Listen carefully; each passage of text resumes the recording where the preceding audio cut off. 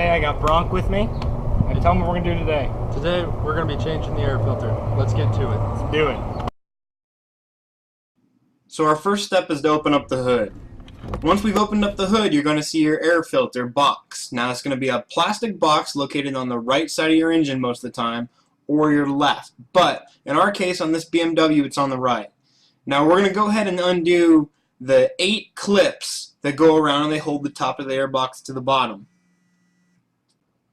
For some of these clips, it's going to be easier to use a J-hook or a flat tip screwdriver to get in there and pop off the hooks, especially if you're doing this with a hot engine.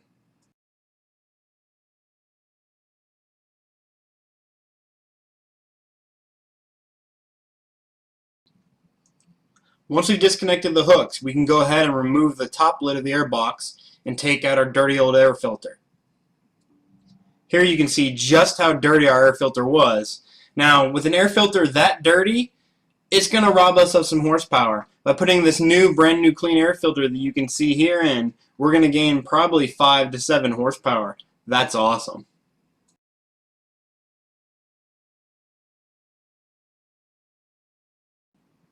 As you're putting in the air filter, you want to make sure that it fits pretty snugly. Run your fingers around the outside of the rubber gasket material and make sure that you have a nice snug fit.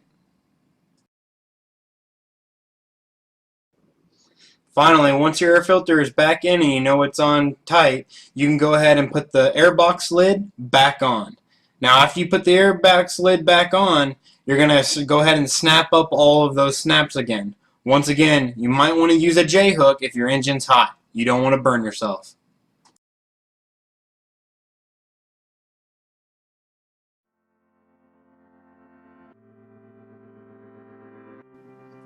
Now we've actually finished.